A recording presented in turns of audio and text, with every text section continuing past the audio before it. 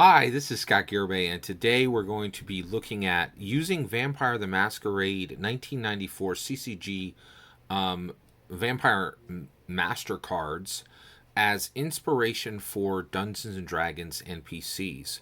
So I'll show, and I'm really encouraging everyone to really consider getting a lot of these cards, a collection of these cards. They're very affordable. This game didn't do well. I don't think this game really functions as a CCG anymore, but it is fantastic for allowing the art to inspire your Dungeons and Dragons 5th edition games, specifically your NPCs.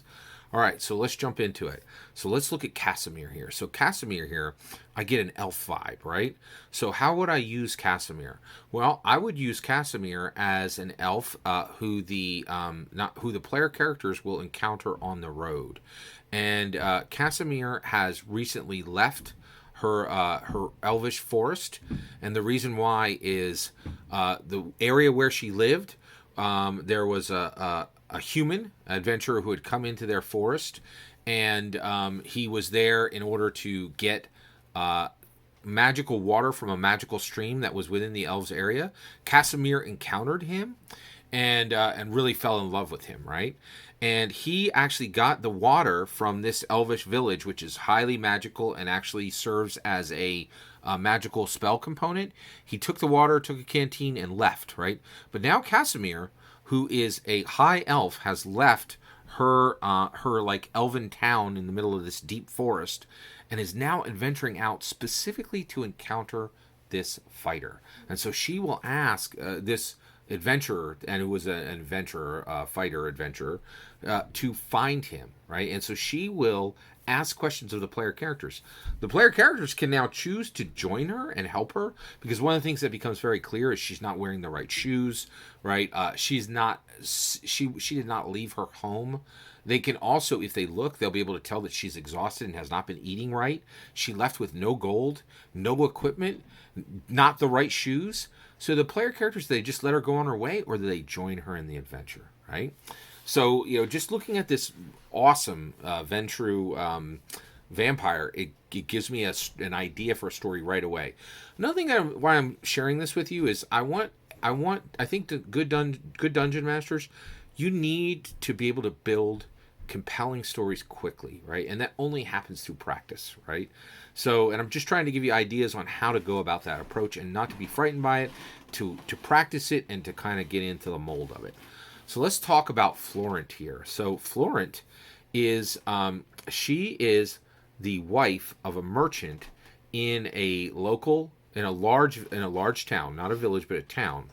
And when I look at this picture, I see Princess Diana. And Princess Diana, I feel, there's a special place in my heart for Princess Diana.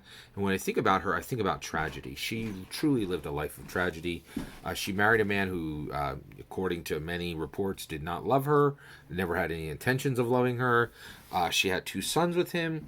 So what I would do with Florent is I would say that Florent is this very rich wife of a rich merchant in a very well-to-do village that the player characters encounter, and she is hoping for the return of one of her children who's been missing for a year. The town did multiple searches, and the child essentially the child was 10 years old, went with the other kids in the village just to go play near the edges of the village, and just never came back. And no one knows why or how the child went missing. And Florent is doing the best she can to be supportive to her spouse, but you can also see this aching pain when you look in her eyes, and the player characters will be able to see this. And again, every player character can be a quest. So this is a quest, right? Do the player characters just encounter this person and then just do nothing? Or because maybe they were bringing in a magical item that was sold to her husband, or do they engage, right? Now here we see Gideon. All right, now Gideon is. And by the way, I think I might change that to Gideo, right? To Gideo for Dungeons and Dragons 5th edition. So Gideo, when we look at him, what do we see here? What do we see for Gideo, right? Well, one, I think I don't really get inspiration from the character itself. So what do I see in the background, right? Well, in the background, there's these 2 plants, right? So I would immediately make Gideo a druid, Okay, because I see these plants in the background, so that's going to give me the idea for his class, right? So I would make Gideo a druid. Now, what's Gideo's story? Well, the reality is Gideo is a druid, and Gideo is incredibly concerned with making sure that the forests around him remain untouched, right? And so Gideo spends his time as a druid in the forest, actively fighting any adventurers who come into the space, right? Now he will, when your player characters come in into the forest, the player characters will encounter him as he will directly come up to them when they've set their watch for the night, and so they're finishing their dinner. Gideo will arrive, and Gideo will say, I'm Gideo. I am the druid guardian of this forest, and I'm going to ask you now to pack up your stuff and leave, right? And because this needs to remain an untouched forest, right? And then at that point, the player characters can immediately go into a battle with him, or they can say, hey, why do you think that no one can pass through here, right? And if they ignore him and say, we're going to stay here, you best get on your bike, right?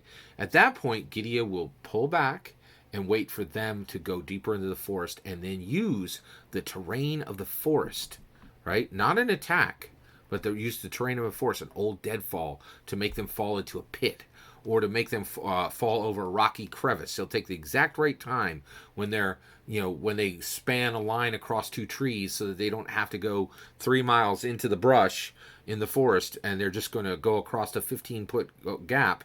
He's going to be there with a knife to just cut the rope, right? So that's Gideo. And also, that's another set of 3 player characters that can be used in your Dungeons & Dragons 5th edition game. But also, I just wanted to kind of talk about getting ideas and inspiration for player characters quickly, being able to build from an image, build from a set of words, and the idea that collectible card games that have nothing to do with Dungeons & Dragons are fantastic sources for Dungeons & Dragons 5th edition lore. Thank you for letting me share this with you. I'd love to know if I missed any concepts. Did you see anything in the cards that I didn't? Let me know in the comments below. Please consider liking and subscribing, and have a wonderful millennium.